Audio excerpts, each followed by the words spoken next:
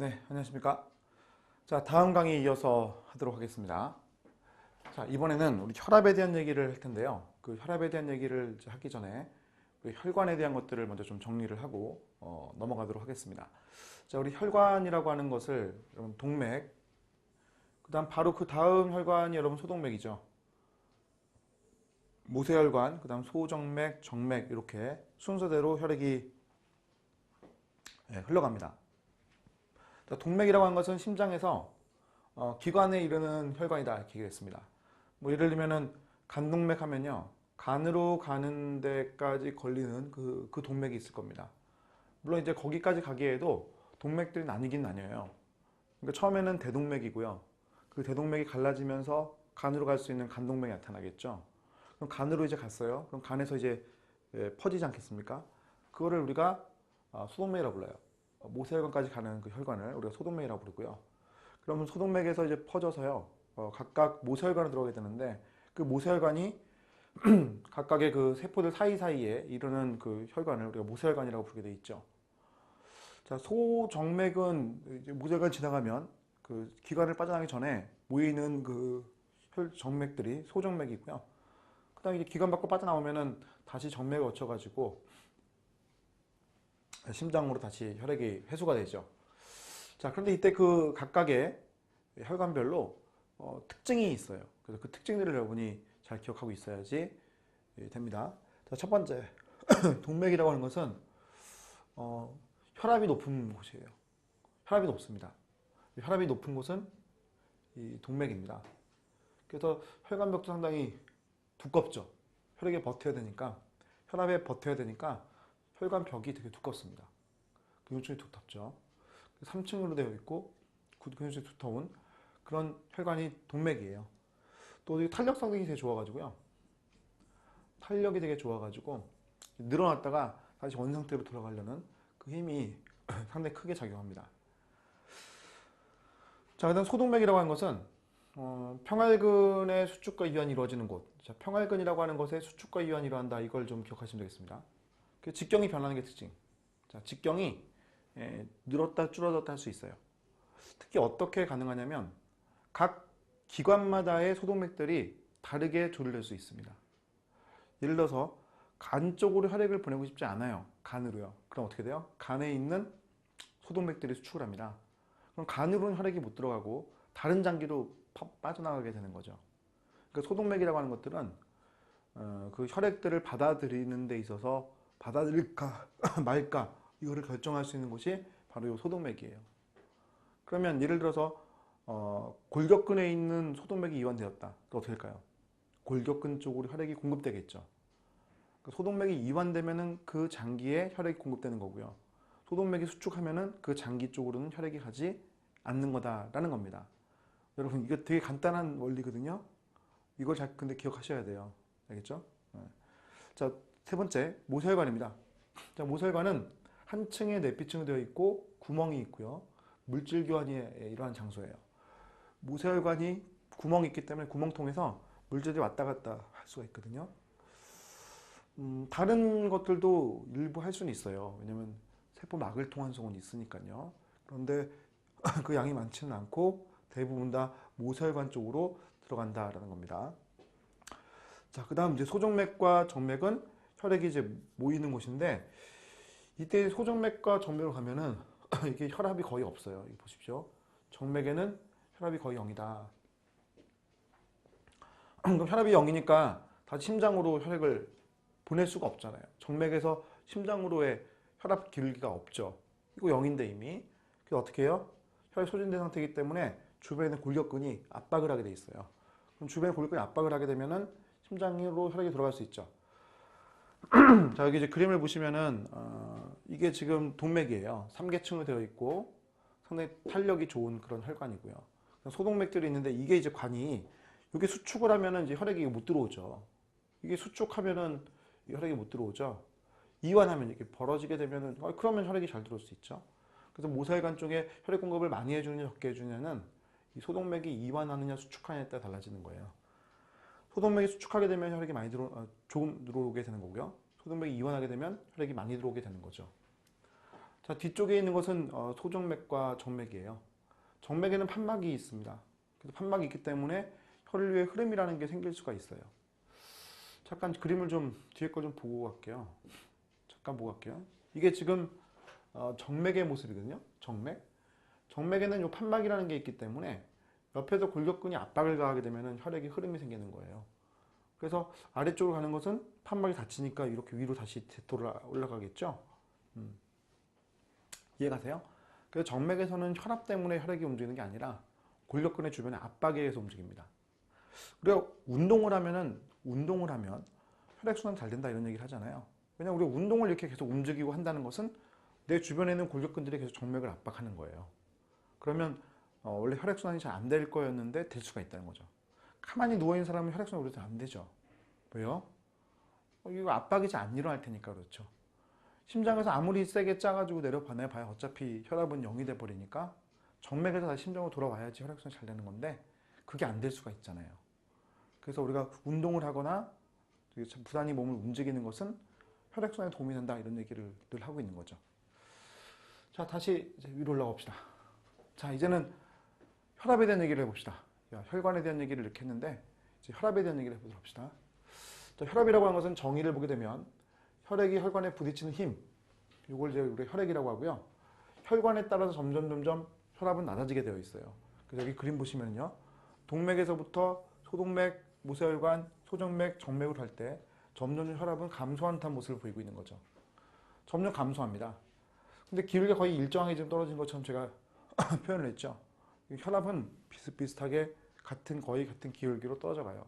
그래서 이게 압력의 기울기가 있기 때문에 혈액이 흐를 수가 있는 건데 정맥이 오게 되면 거의 혈압이 0이기 때문에 더 이상 압력 기울기가 없어졌으니까 심장으로 다시 혈액을 보내는 것은 안 되는 거죠.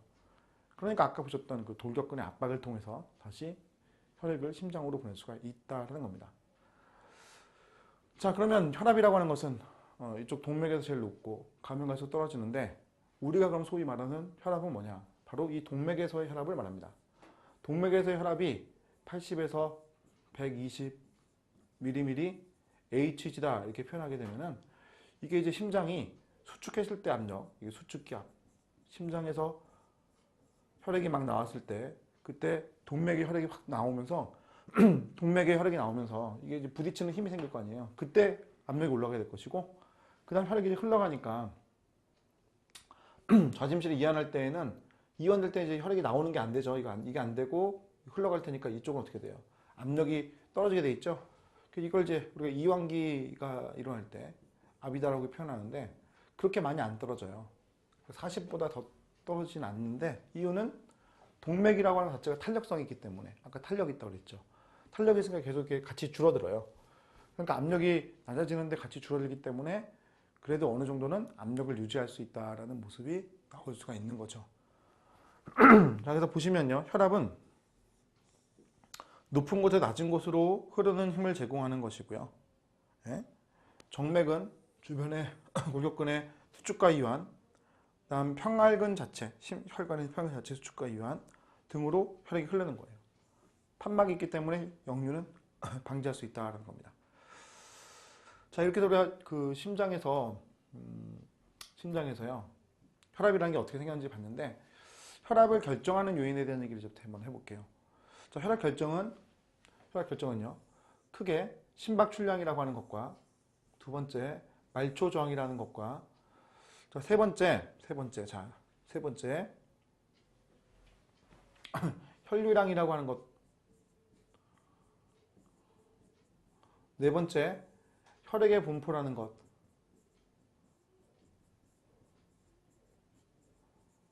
자, 이렇게 네 가지에 의해서 사실은 결정이 되게 되어 있습니다. 혈액의 분포. 자, 그런데 우리가 이제 심박출량과 말초 저항을 많이 얘기하는 편이고 혈류량까지도 많이 얘기하는데 이쪽 혈액의 분포는 별로 얘기하지 않는 것 같아요. 즉 동맥 쪽에 혈액이 확 쏠려 있으면은요, 혈압이 올라가게 되어 있는데 그거는 별로 이렇게 얘기를 하지 않아요. 나머지는 얘기를 잘해요. 그럼 혈류량은 너무 쉽죠? 혈류량은 어때요? 혈류량이 많아지면은 혈압은 올라갈 거예요. 혈류량이 줄어들면은 혈압은 떨어질 거예요. 이건 뭐 당연히 알고 있는 내용이죠. 자, 심박출량과 말초정을 얘기해 볼게요. 자, 심박출량이라고 하는 것은 1분 동안 심장에서 나오는 혈액의 양, 이걸 심박출량이라고 해요. 그러면 계산하는 방법은 이거예요. 심박수에다가 1회 박출량을 곱해요. 심박수 곱하기 1회 박출량. 그러면 심박출량이 나오죠. 심박수 곱하기 1회 박출량. 심박수를 빨리 뛰게 하는 게 누구였지? 교감신경. 혈중의 CO2 농도가 높을 때 빨리 뛴다. 그러면 교감신경이 작동하게 되면 심박수가 증가하니까 심박출량 증가하죠.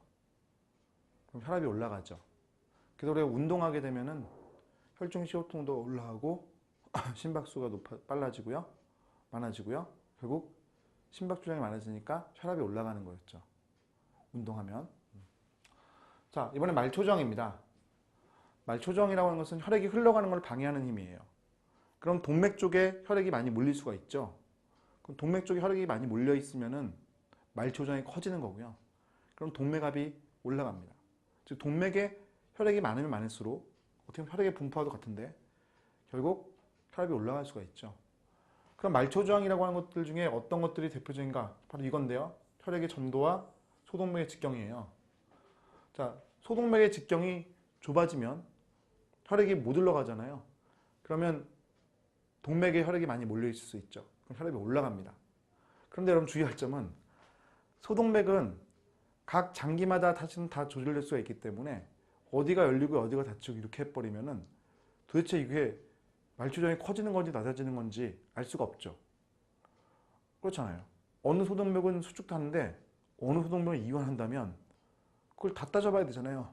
거기에 직경이 늘어난 소동맥의 개수가 몇 개야? 이쪽에는 몇 개야? 이걸 따져봐야 되잖아요. 장기마다 들어가는 혈액 양도 다를 텐데 그걸 따지기가 되게 어려운 얘기잖아요. 그래서 이건 언제 얘기를 할 수 있냐면 모든 소동맥이 수축했을 때 이런 표현들이 나오면 되죠. 모든 소동맥이 수축한다는 것은 당연히 혈압을 올리는 작용일 테니까요. 자, 하나 예를 들어 볼게요. 출혈이 일어났어요. 출혈이 일어났습니다. 출혈이 일어나면은 어떤 일이 일어날까요? 소동맥의 직경은요. 모두 수축해요. 출혈은 모든 소동맥의 수축을 일으킵니다. 출혈이 일어나면 혈류량이 감소하니까 혈압이 떨어질 거예요. 너무 많이 떨어지는 것을 원치 않죠. 그랬더니 혈액순환이 안 될 테니까. 그래서 어떻게 해요? 소동맥을 전체로 수축을 시키는 일을 하게 되어 있죠. 자, 이해 가시죠? 자, 전체가 수축하면 이런 표현이에요. 말초정이 증가하고요. 동맥 혈압이 증가하게 된다. 이런 얘기예요. 자, 여기 보세요. 자, 혈압은 심박출량, 말초저항 또는 혈류량과 각각 상호 보완적으로 조절이 되고 있죠. 어느 한쪽만 딱 얘기하면 안 되는 거예요. 그러니까 굳이 얘기하려면 이렇게 해야 돼요. 심박출량이 일정하고요. 말초저항도 일정한데 혈류량이 증가했어. 어떻게 될까? 이렇게 물어야지 답을 할 수가 있죠. 세 가지를 다 다르게 해주고 물어볼 수는 없는 거예요. 보세요. 운동할 때 심박출량이 증가하죠? 근데 소동맥은 이완한대요. 뭐 어떻게 하라고요? 그죠? 어느 게 더 우세한지를 사실은 얘기를 해줘야 되는 거죠. 여기서는 심박출량의 증가가 좀 더 우세해요. 그래서 혈압은 좀 올라가요. 크게 변화 없지만 조금 상승해요. 운동하면은 혈압 상승하잖아요. 그거 아시잖아요. 자, 이렇게 해서 혈압을 결정하는 요인들 4가지를 얘기해봤습니다. 하나는 심박출량, 하나는 말초저항, 하나는 혈류량, 마지막 하나는 혈액의 분포.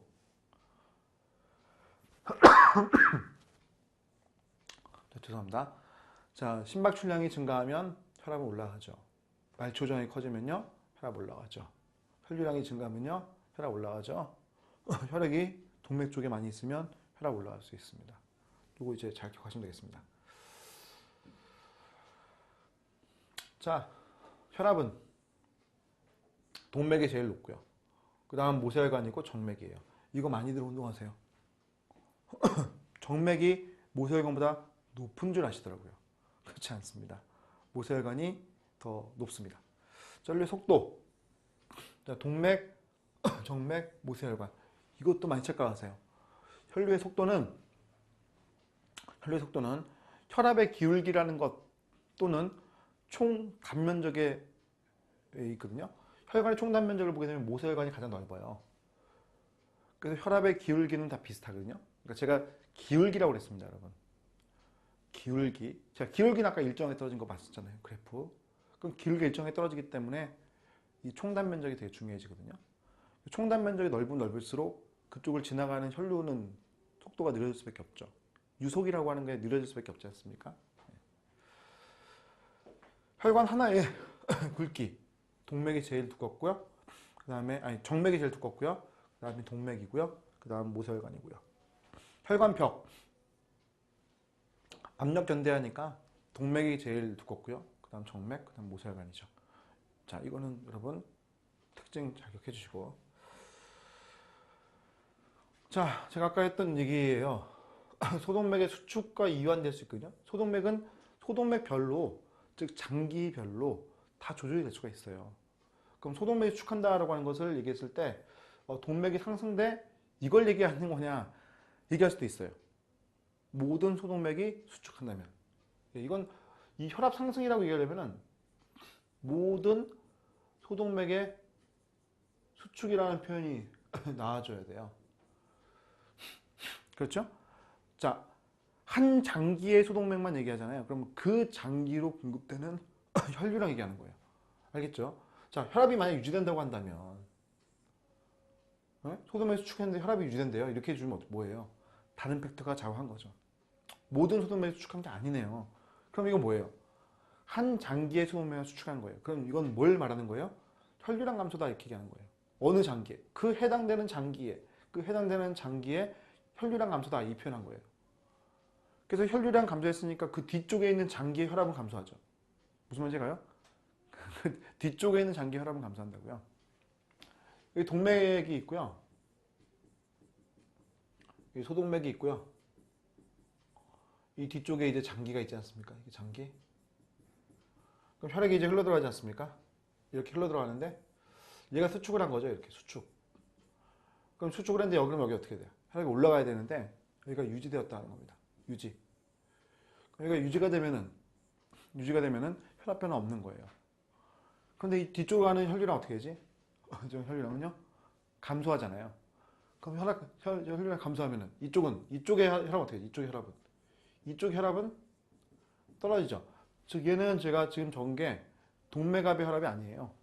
동맥압의 혈압이 아니라 뒤쪽에 있는 부분에 혈압을 얘기한 거예요. 그러니까 이 혈압을 얘기할 때 어느 혈압인지를 잘 보셔야 되거든요. 대개는 동맥압만 얘기해요. 동맥압만. 근데 제가 이거는 조금 더 고차원적인 얘기를 해드린 거예요. 이해가세요? 네. 자, 소동맥이 이완하잖아요? 근데 동맥압이 유지되었다는 거예요. 동맥의 혈압이 유지되었다는 거예요. 그럼 어떻게 돼요? 이완되었으니까 혈류량이 증가했죠. 혈류량이 증가하면은 그 뒤쪽 조직 내 존재하는 혈압은 어떻게 돼요? 증가한다. 이 얘기하고 있는 거예요. 알겠죠? 자, 이 얘기는 여러분 되게 어려운 얘기인데, 사실은 어려운 얘기인데, 혈압에 대한 것을 여러분이 잘 이해하셨다면 정리할 수 있어요. 이거 정리되면 여러분 혈압에 대해서 더 이상 고민할 게 없어질 거예요. 자, 이렇게 해서 여러분 제가 혈압에 대한 얘기를 마치도록 하겠습니다.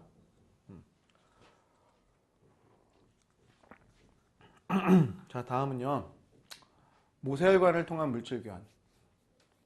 모세혈관에 대한 얘기를 하도록 하겠습니다. 자, 우리 모세혈관이라고 하는 요 관이요. 모세혈관의 요 관이 물질을 교환하는 어떤 창구예요. 그래서 유창모세혈관이라고 해서 구멍이 있는 모세혈관들이 대부분인데 모세혈관 중에 이제 구멍이 없는 것도 있긴 있어요. 그럼 구멍이 있는 모세혈관들은 그 구멍을 통해서 이렇게 물질들이 들어오거나 나갈 수가 있죠. 혈관 안쪽으로 들어가거나 나올 수가 있을 겁니다. 그럼 구멍의 크기보다 작아야지 이동할 수 있기 때문에 모세혈관의 그 물질 교환은 크기가 작은 것들만 투과할 수 있거든요. 단백질 크기 이하의 것들. 그래서 물과 포도당, 아미노산, 무기질, 뭐 산소, 이산탄소 이런 것들이 투과할 수 있는 것이고 나머지는 이제 투과가 안 돼요. 뭐 단백질 이런 것들은 투과할 수 없습니다. 그러면 단백질은 어디에 많을까요? 혈액 안에 많죠. 단백질은 못 나오니까 혈액 안에 많습니다. 포도당은요? 뭐 혈관 안에도 있을 수 있고 밖에도 있을 수 있죠. 빠져나올 수 있으니까요. 그러면 단백질이라고 하는 것이 혈관 안에 있으니까 삼투압은 어떻게 될까요? 예, 이쪽 안쪽이 녹게 돼요. 혈장 삼투압이라고 해서 혈장 삼투압이 녹게 됩니다. 아시겠어요? 예.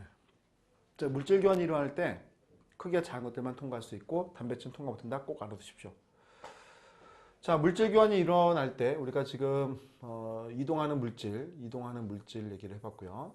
크기가 작은 것들 이동할 수 있다. 단백질 이동할 수 없다. 두 번째는 이제 이동하는 힘에 대한 얘기를 해보겠습니다. 이동하는 힘. 그 다음에 이동하는 힘에 대한 얘기가 끝나면 이동하는 양을 얘기해 볼게요. 자, 모세혈관에서 일어나는 물질 교환 얘기할 때 이동하는 물질을 얘기해 봤습니다. 크기가 작은 것들이 이동한다. 단백질보다 작아야 한다. 이동하는 힘이죠. 자, 힘. 자, 여기 밑에 힘이 있습니다. 힘. 자, 힘은 크게 네 가지 힘이 작동을 하고 있는데 첫 번째는 혈압입니다. 혈압은 밖으로 나가는 힘. 혈압은 가면 갈수록 떨어져요. 모세혈관에서 정맥 쪽 가면 갈수록 떨어지게 되어 있습니다. 이건 이제 나가는 힘이에요. 반면에 당기는 힘이 있어요. 혈장 삼투압. 자, 이 두 가지 힘이 제일 큽니다. 혈압과 혈장 삼투압이 제일 커요. 혈장 삼투압이라고 하는 것은 안쪽에 단백질이 많이 있기 때문에 나타나는 힘이죠. 내부에 단백질이 많으니까 당기는 힘이 많이 생긴 거예요. 안쪽으로 당기는 힘이 생겼습니다. 그러면 혈압과 혈장 삼투압은 서로 반대되는 힘이죠. 혈액에 있는 성분, 액성분이 혈장 성분이 구멍을 통해서 나가거나 들어올 수가 있는데 그 구멍을 통해 나가거나 들어올 때 혈압은 나가는 힘을 제공하고요. 혈장 삼투압은 들어오는 힘을 제공해요. 그럼 혈압이 세면요. 나갈 거고요. 혈장 삼투압이 세면 들어오게 되겠죠. 혈압은 변합니다. 모세혈관 앞쪽에서는 높고요. 모세혈관 지나가면서 뒤쪽으로 가면 낮아져요. 혈장 삼투압은요. 일정합니다. 그럼 처음에는요. 혈압이 세요. 나가고요. 뒤로 가면요. 혈장 삼투압이 세요. 들어옵니다. 제가 네 가지 힘이라고 그랬습니다. 두 가지는 더 있거든요. 하나는 조직액 압. 조직액도 미니까요. 조직액의 삼투압. 여기도 물질은 있으니까요. 그런데 이 둘은 사실 별로 얘기할 게 없죠. 왜냐면 혈압이 훨씬 더 크고요. 조직액 압보다는 혈압이 훨씬 크고요. 혈장 삼투압이 조직액의 삼투압보다 훨씬 크죠. 왜냐면 단백질은 거의 못 나간다고 했으니까요. 그렇죠? 자, 여기 보세요. 혈압은 가면 갈수록 떨어져요. 혈장 삼투압은요 일정해요. 단백질은 아예 나가지도 않으니까. 자, 그래서 보세요. 혈압은 가면 갈수록 떨어지고요. 혈장 삼투압은 일정하고요. 자, 그러면 이 부분에서는 두 힘이 같아요. 나가는 힘과 들어오는 힘이 같습니다. 그럼 이 부분에서 어떻습니까? 물질의 이동이 없겠죠. 그런데 모세혈관의 앞쪽, 동맥 쪽으로 가까운 쪽에서는 나갑니다. 자, 이게 뭐예요? 여가량이죠.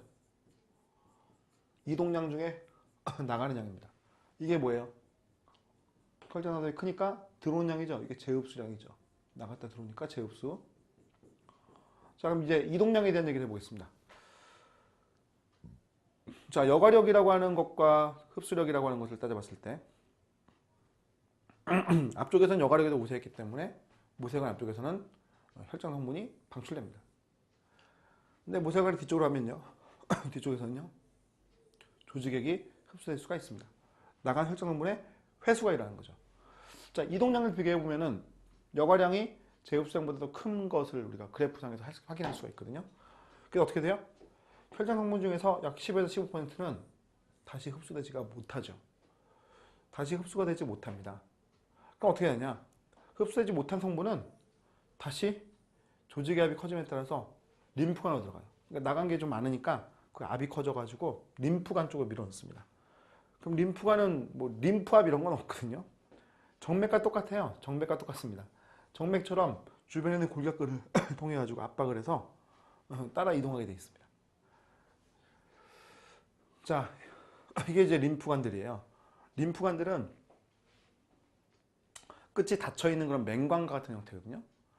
그래서 이쪽 주변으로 이렇게 액이 들어가게 되면 그 액이 들어간 것을 주변에 있는 골격근이 압박을 해요. 압박을 하게 되면은 쭉 따라 올라가죠. 그래서 우리 몸 위쪽으로 하면은 쇄골하 정맥이 있습니다. 쇄골하 정맥. 그 쇄골하 정맥에서 합쳐져 되어 있습니다. 자, 정맥으로 들어간다는 거 기억합시다. 림프관을 따라서 가게 되면요, 정맥 따라 들어가는 거예요. 뭐 쇄골하 정맥 안 외우셔도 괜찮아요. 이거 나온 거 별로 못 봤거든요. 근데 정맥은 꼭 알아놓으십시오. 림프관으로 들어간 것은 정맥을 따라서 우리 몸으로 다시 그 혈관 안으로 들어갈 수가 있다. 오케이? 혈관 안으로 들어갈 수가 있다. 자, 이게 림프관과 림프절을 확대한 그림이에요. 림프절을 들어오죠. 림프절에는 이제 많은 면역세포들이 들어있거든요. 소위 이제 림프구라고 하는 비림프구와 T림프구가 여기 많이 있고요. 대익세포가 많이 있습니다. 그래서 여기에 이제 들어오게 되면은 그 면역작용이 일어나서 걸러낼 수가 있고, 다시 이제 림프관 따라서 정맥으로 할 수도 있고, 또 림프절 쪽에 동맥과 정맥이 들어와서 물질들을 교환할 수도 있는 거예요. 알겠죠? 이 동맥과 정맥은 지금 림프절 쪽에 어떤 성분들을 제공을 하는 역할들을 하는 것이고, 림프관들은 계속 이렇게 따라 올라가요. 올라가면 이제 정맥과 만나게 되어 있습니다. 다시 정맥과 만나게 되어 있는 거죠. 여기 이제 지라라고 하는 게 보이는데 우리는 비장이라는 표현을 많이 쓰거든요. 비장. 그래서 이 비장이라고 하는 것이 지라, 가장 큰 림프들 조직이에요. 이게 덩어리가 이만큼 큰 겁니다. 이만큼 큰 거거든요. 비장인데, 뭐 저런 용어 하나 좀 기억해 주시면 좋겠습니다. 자, 이렇게 해서 우리가 물질 교환에 대한 얘기를 이제 해보았습니다. 물질 교환에 대한 얘기를 해보았습니다. 자, 이렇게 해서 여러분 물질 교환 얘기 마칠게요. 그 다음은요, 혈액의 조성, 그 다음 응고에 대한 얘기를 하도록 할게요. 자, 혈액이라고 하는 것, 혈관에 있죠. 그럼 림프관에 있는 것은요, 림프액이 있죠. 자, 이 혈액과 림프액에는 용액과 세포가 들어있어요. 그래서 혈액 안에 들어있는 것을 우리는 세포를 혈구라고 하고요. 림프액 안에 들어있는 그 세포를 우리가 림프구라고 하고요. 자, 이 혈구라고 하는 것에는 여러분 림프구도 들어갑니다. 그래서 적혈구라는 것도 이 혈구에 들어있고요. 백혈구도 들어있는데, 나중에 보니까 몰랐는데 나중에 보니까 이 백혈구 중에 일부가 림프구예요. 그래서 림프구도 있고요, 혈소판도 있죠. 이건 나중에 밝혀낸 것들이고요. 자, 혈액 안에 있는 용액 성분을 우리가 혈장이라고 부르죠. 그 다음 림프액에 들어있는 용액 성분을 우리가 림프장이라고 부릅니다. 그래서 이쪽은 뭐 많이 얘기하지는 않는 편이고, 우리가 이쪽 혈액에 대한 얘기를 되게 많이 하는 편이에요. 그래서 우리가 이런 특징들을 좀 이제 볼 건데, 자, 봅시다. 혈액을 채취했습니다. 그래서 원심 분리를 해요. 자, 원심 분리를 하게 되면은 죄송합니다. 크게 두 개의 층으로 나뉘어지게 되죠. 하나는 혈장, 하나는 혈구. 혈장과 혈구로 나눠지게 된 겁니다. 그때 혈장은 이제 위에 뜨는 그 용액 성분들이고요. 아래쪽에는 혈구라는 것들이 떠 있게 되는데, 꼭 가운데 층에는 이제 버피코트라고 하는 벽혈구와 혈소판이 들어 있습니다. 그리고 아래쪽에는 적혈구가 들어 있죠. 적혈구는 우리 몸에서 산소를 운반하는 역할을 한다. 산소와 이산화탄소 운반. 이게 이제 적혈구의 역할이고요. 그 다음, 여기 버피코트라고 좀 표현한, 소위 이제 한글로 하면 연막이라고 부르는 지역인데, 연막이라고 하는 곳에는 지금 백혈구와 혈소판 등이 들어 있습니다. 그때 백혈구라고 하는 애들을 이제 밑에다 쭉 정리를 해 놓은 거거든요. 그래서 혈액에 있는 것들을 봤을 때 과립형 백혈구들이 있어요. 그래서 호산구, 호중구, 호염구라는 애가 있습니다. 그래서 얘들은 과립 형태의 것들을 세포 안에 갖고 있어요. 그래서 우리가 과립형 백혈구라고 이제 부르는데, 염색을 하게 되면은 산성 염색약으로 염색이 잘 돼요. 그래서 호산구라고 불렀고, 얘는 염기성 염색약으로 염색이 잘 돼요. 그걸 이제 호염구라고 불렀고, 뭐 산성 염색약과 염기성 염색약으로 염색이 안 돼요. 그걸 호중구라고 했습니다. 중성한테 염색 잘 돼? 이거 지우시고 잘못 적어보기가. 자, 이것은 뭐예요? 어느 쪽으로도 염색이 안 되는 애들을 우리가 호중구라고 하겠습니다. 그래서 각각의 역할을 보게 되면 호상구는 기생충과 관련되어 있는 애고, 호중구는 혈액에 가장 많이 존재해요. 그래서 염증 반응이 일어나는 지역에 가서 세균을 잘 잡아먹는 애가 이 호중구고요. 호영구라고 하는 것은 염증 반응을 유도하는 애들이에요. 염증 반응의 유도, 염증 반응의 유도를 할 수 있는 거, 이게 이제 호영구입니다. 호영구. 그 다음에 단핵구라는 것이 들어있는데, 이 단핵구는 나중에 이제 발달을 하면 빠져나가면 대의세포나 후진세포가 될 수가 있어요. 근데 요즘 후진세포를 이제 빼는 편이고, 대의세포 언급을 잘하거든요. 대의세포는 혈액에는 없고, 혈액에서 저 단핵구가 빠져나가면 그때는 이제 대의세포를 만듭니다. 자, 그리고 림프구라고 하는 것도 들어있는데, 림프구는 원래 이쪽 림프액에 있죠. 그런데 혈액에도 있을 수 있어요. 그래서 B세포, T세포가 들어있습니다.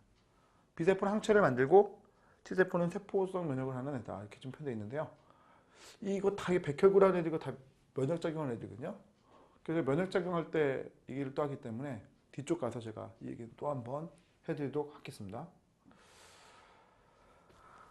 자, 이번에는 혈장 성분이에요. 혈장. 대부분 물이고요. 거기에 포도당과 아미노산, 단백질, 무기질, 비타민 등이 들어있는 게 특징. 그 중에 단백질은 알부민이 가장 많이 들어있거든요.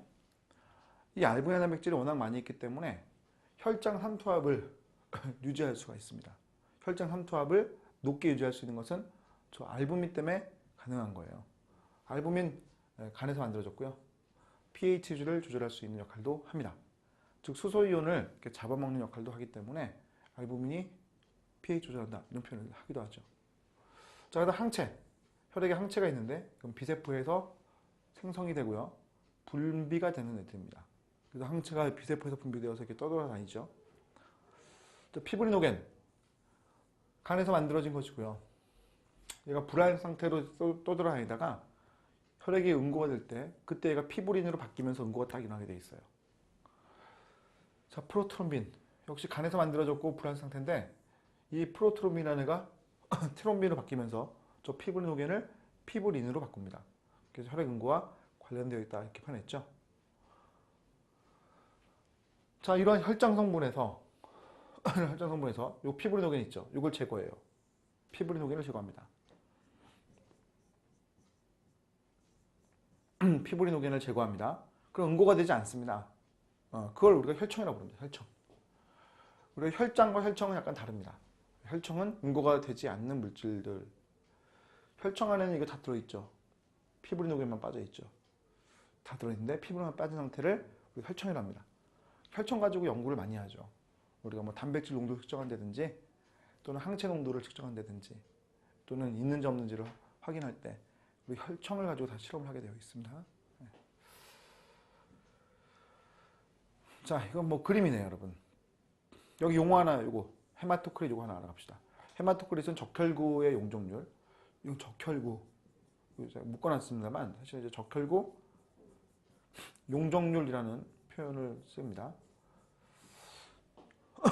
헤마토크릿이 증가하거나 즉 적혈구 용적률이 증가한다는 표현을 하게 되면요, 이건 혈액의 점도가 올라가요. 혈액이 끈적거린다. 혈액의 점도가 증가한다 이렇게 표현합니다. 혹시 뭐 그런 얘기 들어보셨어요?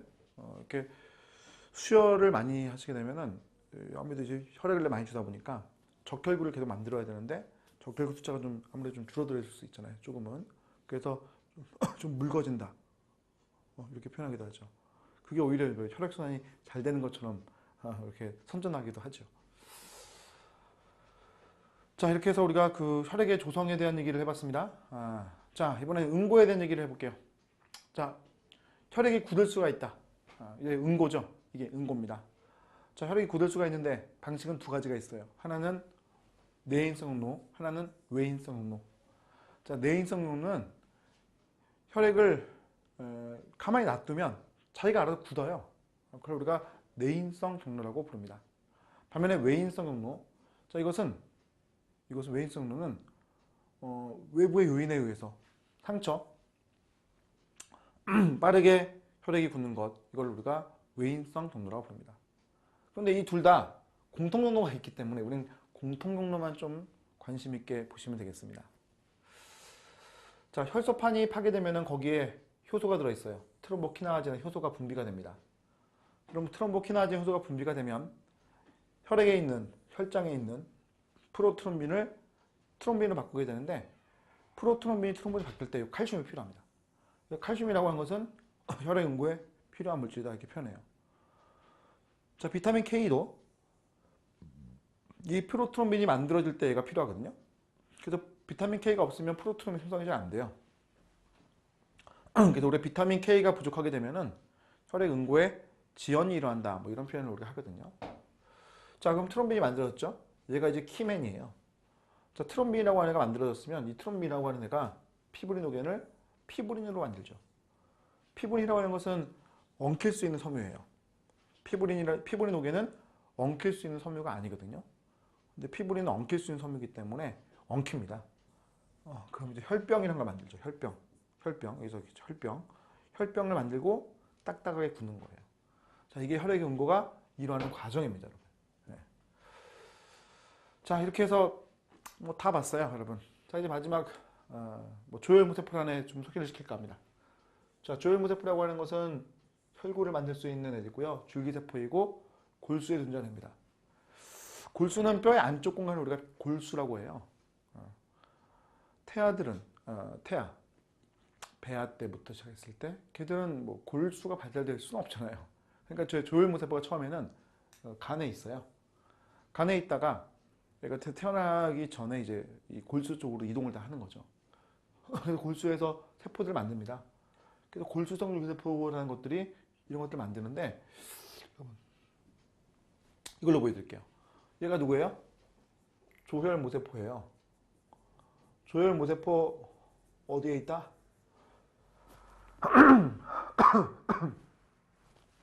자, 조혈무세포 어디에 있다? 골수에 있죠. 골수. 자, 만드는 세포들을 봅시다. 자, 림프구, 적혈구, 단핵구, 호중구, 호영구, 호상구, 효소판. 다 혈액에 있는 애들이죠. 자, 혈액에 있는 애들만 표현했습니다. 이거 말고도 더 있어요. 더 있습니다만 혈액에 있는 애들만 표현했어요. 전부 다 조혈무세포가 만든 애들이죠. 그 중에 적혈구를 만든 애가 있습니다, 여러분. 여기 앞에 슬라이드에 적혈구를 만들 때에는 조혈무세포에게 EPO가 작용하면 에리스로포이에틴이라고 부릅니다. 에리스로포이에틴, 약어로 EPO. 자, EPO라는 물질이 작용하게 되면 조혈무세포가 적혈구로 만들어질 수가 있거든요. 이것도 좀 기억해 줘야 될 여러분 내용 중에 하나입니다. 네, 또 잘 물어보니까요. 자, EPO 잘 기억해 주시고요. 조혈무세포 만들 수 있는 세포들도 한 번씩은 눈여겨 봐주십시오. 네.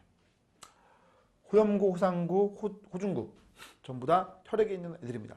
보시면은 과립들을 보이실 거예요. 이 과립들이 염색이 될 수가 있죠. 그러면 이름들이 이제 있죠. 산성 염증약에서 염색이 잘 된다. 호상구 이런 식으로요. 네. 단핵구, 핵이 크죠. 얘가 나중에 뭐가 된다고 그랬어요. 밖으로 빠져나가면, 혈관 밖으로 빠져나가게 되면 대직세포를 만든다라고 했습니다. 요즘 이제 수의상 세포는 얘로부터 만드는 것 별로 언급을 많이 안 합니다. 네. 별도로 있다고 생각을 많이 하고 있습니다. 림프구, 이 어디에 있죠? 혈액에도 있고요. 림프에게도 있죠. 왔다 갔다 할 수 있습니다. 적혈구, 요거는 안 돼요. 왔다 갔다가. 요것도 안 되고. 나머지 사실은 좀 왔다 갔다 할 수 있는 애들이죠. 단핵구는 빠져나가면 대의세포가 됐고요. 그 대의세포는 림프관에도 있습니다. 자, 이렇게 해서 제가 이제 뭐 순환계 쪽에 관련된 얘기들을 이렇게 쭉 해드렸는데, 여기 내용이 적은 양은 아니에요. 지금 뭐 저도 1시간 넘게, 거의 뭐 2시간은 안 됐지만요, 1시간 넘게 열심히 얘기했거든요. 그래서 여기 있는 내용들이 만만치는 않지만 어려운 내용은 아니거든요. 여러분이 어렸을 때부터 많이 들어왔던 내용들이실 거예요. 그래서 정리를 좀 잘 하시고 문제도 이렇게 풀어보시고 하시면서 잘 마무리하도록 그렇게 하십시오. 자, 그럼 순환계에 대한 내용은 이렇게 해서 마치도록 하겠습니다, 여러분. 예, 감사합니다.